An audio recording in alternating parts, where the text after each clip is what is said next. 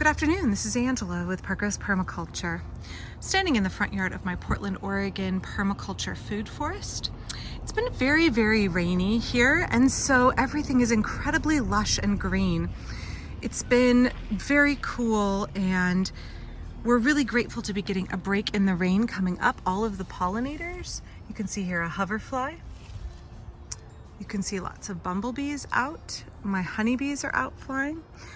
Lots of pollinators are enjoying the break in the rain as well. Because it's been so cool and rainy, everything is really lush, but also really overgrown and flopping into the path. So I've been doing chop and drop here. You can see down here I was chop and dropping this French sorrel and pulling up some Gallium aperine before it goes to seed, cleavers. And I noticed while I'm working on clearing the paths here that a plant is flowering that is something that took me years to source in this garden and that I absolutely love. So let me give you a little context to where it's growing. I have a Verbena bonariensis here about to start flowering, just barely. It'll have lovely purple flowers, quite tall. I have Juneberry here, which you can see it's set lots of fruit, not quite ripe yet because it's been a little cool. I have here Feijoa, not yet fruiting for the year, but soon. And underneath and next to, I have this ropey kind of plant which has some low branches and then has shot up a leader here. This is the plant I want to talk about. This is Calicanthus, the Carolina allspice.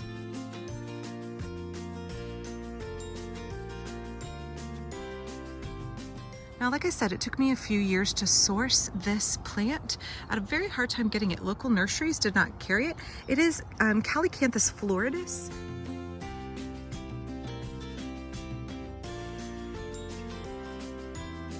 This variety, I believe, is called Aphrodite. I have a white variety in another part of the yard.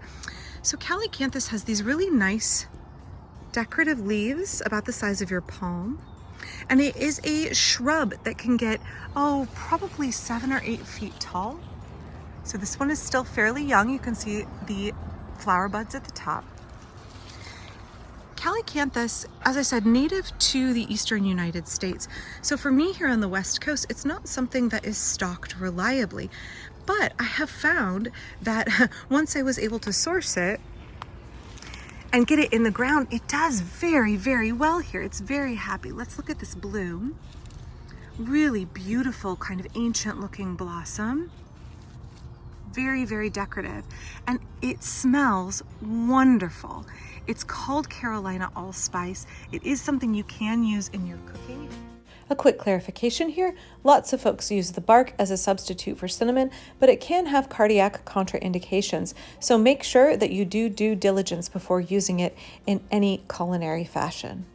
You can see here that it blooms over a long period. Now, a warning here, it's been very, very wet and rainy, as I said, and I have noticed the blossoms down low have had slugs on them, but the blossoms up high are doing really, really well. The unusual and beautiful shape of the allspice flower, also called a sweet shrub by the way, means that it belongs to a group of plants called the magnoliids. These are an ancient family of plants that evolved about 145 million years ago. That's before bees were on the scene. That means that these perfect flowers are pollinated by the sap beetle and not bees or butterflies.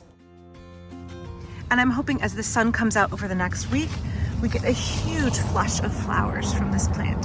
So you can see loads of more blossoms here. Really, really stunning in shades of red and burgundy. And like I said, there's a white variety as well. Really ornamental, really fragrant. I have it growing in partial shade here under my plum tree in the front up by the street, as you can hear from the cars. So you can see here this bud is about to open. A little bit younger one, a little bit younger one. But these will open up and just emit a lovely, lovely fragrance. Really beautiful, attractive plant in your garden. So again, that's a look at Calycanthus floridus, the Carolina allspice, also called just allspice bush. A lovely, lovely plant that is native to the eastern United States, not native here. Again, I do permaculture. I am not committed to 100% natives. I am a certified backyard wildlife habitat, but that does not mean that I don't grow introduced species. This is not invasive in my area, and it's actually very uncommon here. If you can get a hold of it and you have the space for it, I really recommend it. Just a lovely, fragrant plant, unusual. All right, I'm gonna get back to some more chop and drop. I've got a lot more to do to get the paths cleared here, and I will be back with a full video later this week. Thanks.